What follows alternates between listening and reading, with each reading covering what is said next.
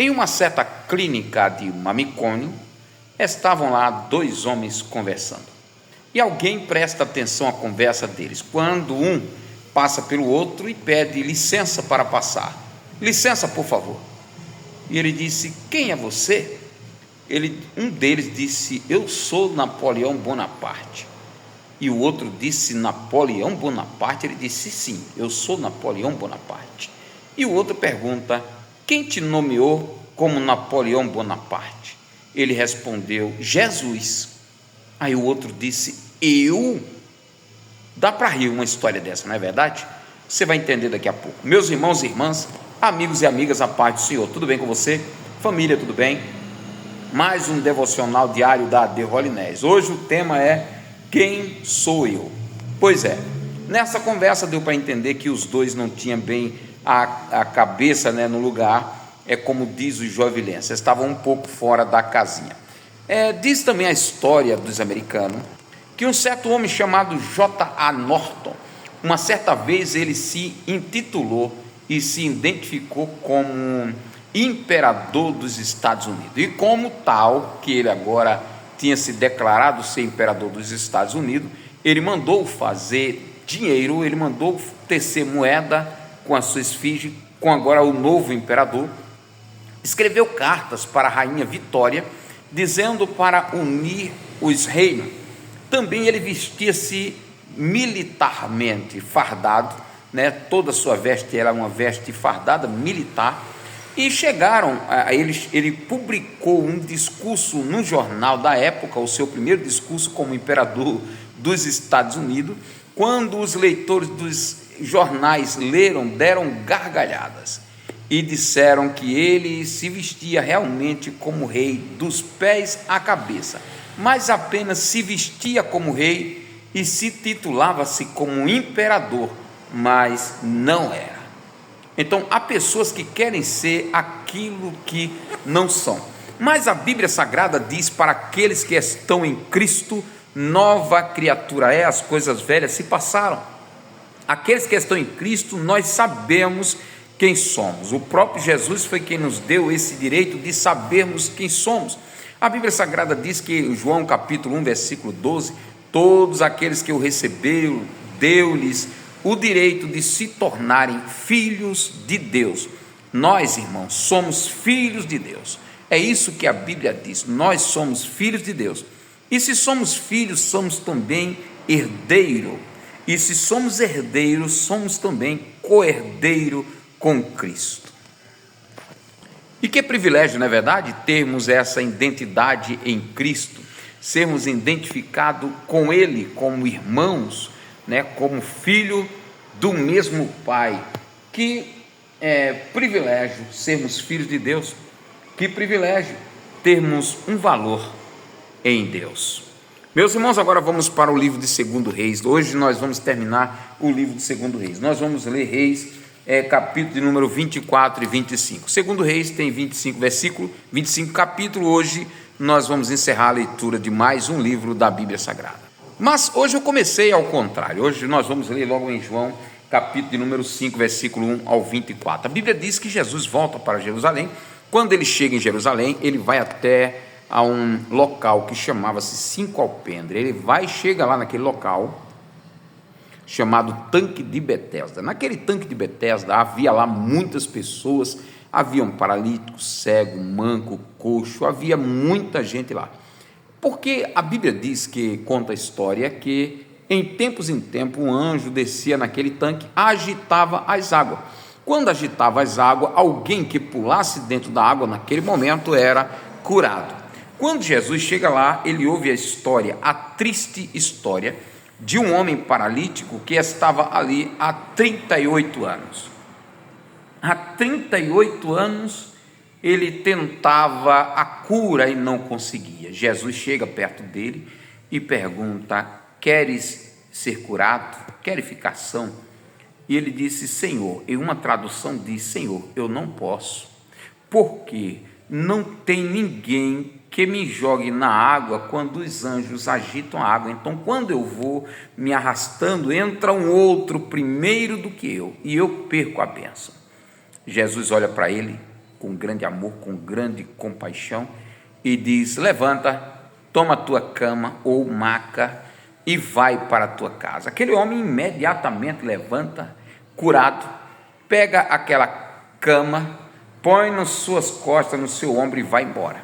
Mas há muitas pessoas, aprenda isso, sempre haverá pessoas para criticar. Dificilmente ele tinha uma pessoa para ajudá-lo a jogar dentro da água, mas ele tinha 10, tinha 1000 para criticar agora que ele já estava bom, que ele estava curado, para levar a sua cama, a sua maca. Então você vai ter sempre pessoas para criticar você no meio do caminho e poucas pessoas para te ajudar. A Bíblia diz que quando ele vai com a sua cama, alguns fariseus, alguns judeus, alguns mestres da lei encontram e diz para ele: você não pode carregar essa cama, hoje é sábado, então você é proibido pela lei de Moisés de fazer isso. Ele responde: aquele que me curou me disse, toma a tua cama e vai para a tua casa. E perguntaram: quem foi que te curou? E ele disse: eu não sei. E ele realmente não sabia. Jesus cura até pessoas que não o conhecem, tá? E a Bíblia diz que mais tarde Jesus encontra aquele moço que foi no templo. Glórias a Deus, ele sai do tanque de Betesda e agora ele tem um novo direcionamento. Ele vai ao templo, ele vai à casa do Senhor. E a Bíblia diz que quando ele chega lá no templo, o Senhor encontra com ele e diz para ele: olha, já que estás curado, não volte a fazer coisas piores, a pecar de novo, para que não te suceda coisas piores. Aí é quando ele vê Jesus, corre e diz aos fariseus: quem me curou foi este homem. Aí os fariseus ficaram irados, ficaram revoltados com Jesus, porque Jesus havia curado no sábado e agora queriam até matá-lo, tá, irmãos? Por quê? Porque era sábado. Jesus disse: olha, o meu pai trabalha até agora e eu trabalho também. Eu só faço aquilo que eu vejo meu pai fazer. Se o meu pai cura, eu curo. Se o meu pai ressuscita, eu também ressuscito. É porque todas as coisas eu faço porque eu vejo meu pai fazer. E ele disse: olha, o meu pai não julga, mas o meu pai me deu autoridade para o julgamento, para que todos o honrassem, e honrasse o pai como honrasse também o filho. E Jesus conclui a sua palavra dizendo: olha, todos aqueles que ouvem as minhas palavras e crê naquele que me enviou, esse tem vida eterna. Terminando aí o discurso de Jesus e a conversa com Jesus, no episódio de hoje. Agora vamos para 2 Reis, capítulo 24 e 25. Lembrando que Jeoaquim reina em Judá. Joaquim, ele reina em Judá, e foi no reinado de Joaquim que o rei Nabucodonosor, ele invade Babilônia, ele ataca a Babilônia, pega Jeoaquim e leva Jeoaquim preso para a Babilônia.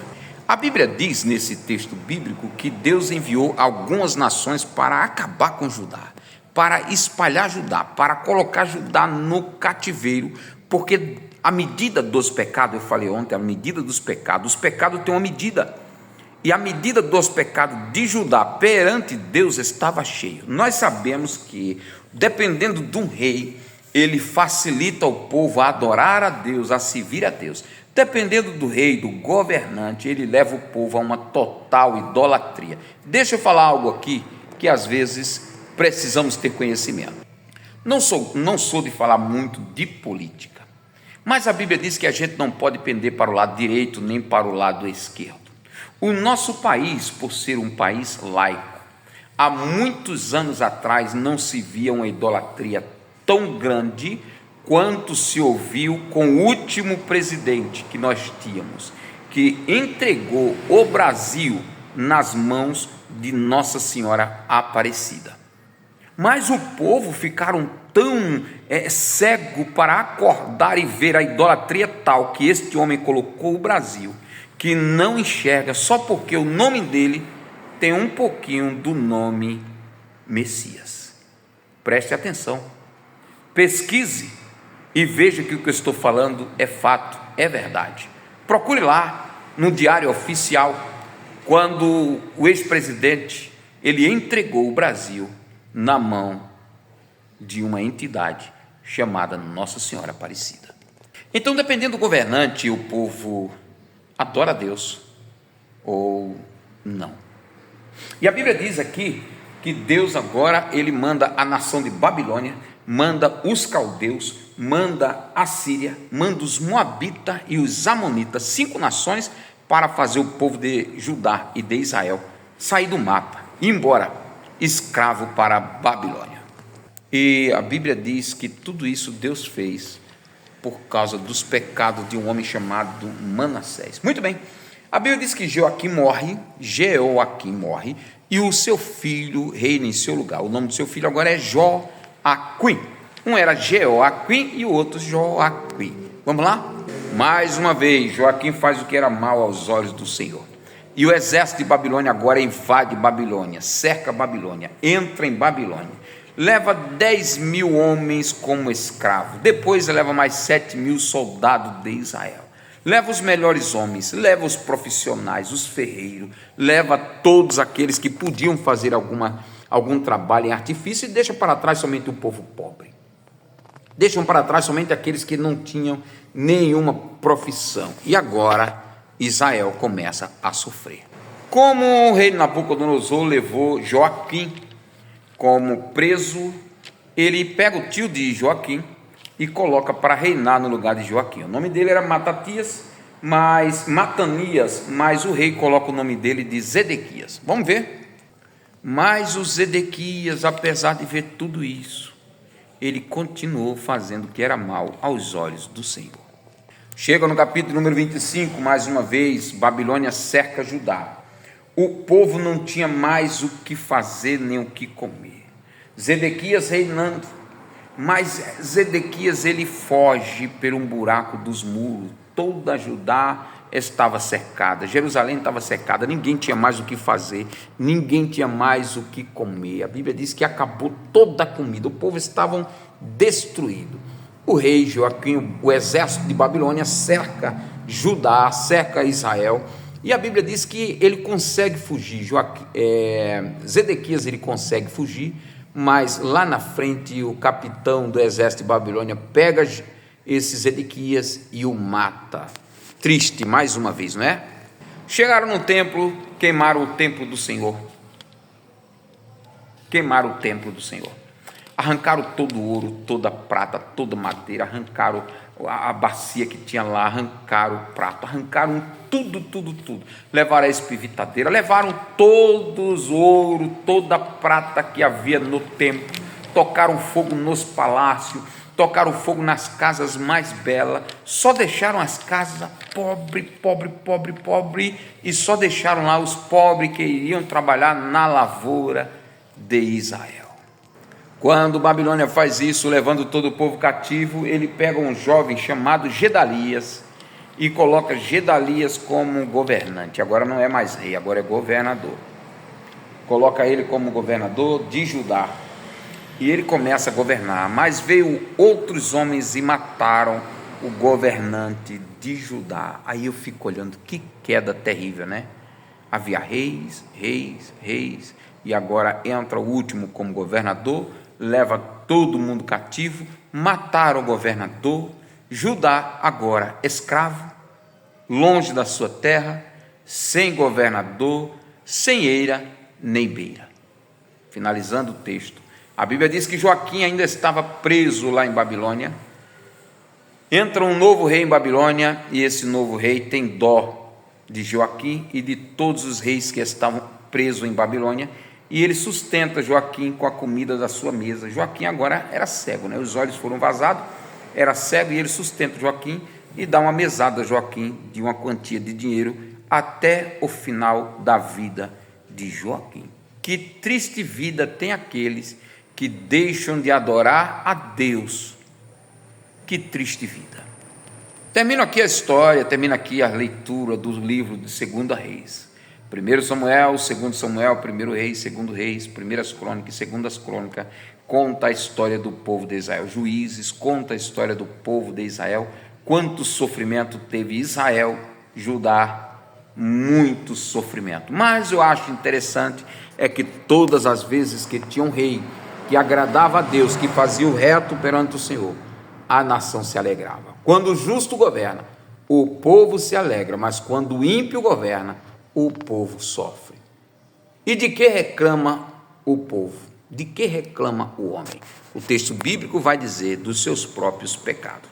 Amanhã ou depois, lembre-se em quem você votou, em quem você vota e em quem você vai votar. Dependendo das suas decisões, vai depender também do povo se vão adorar a Deus ou não, se vão se aproximar mais de Deus ou não. Um grande abraço a todos, amanhã temos mais.